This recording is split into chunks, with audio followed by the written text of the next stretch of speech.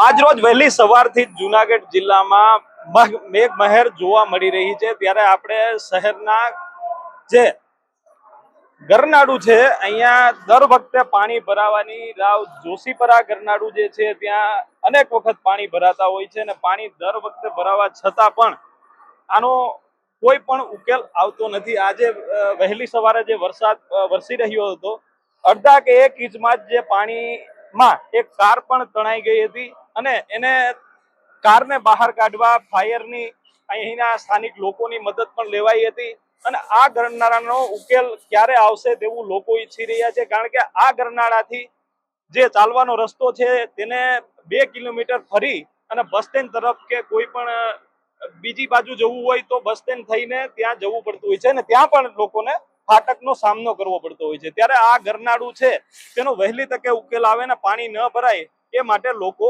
અહીં ઈચ્છી રહ્યા છે। યજ્ઞેશ ભટ્ટ, જુનાગઢ।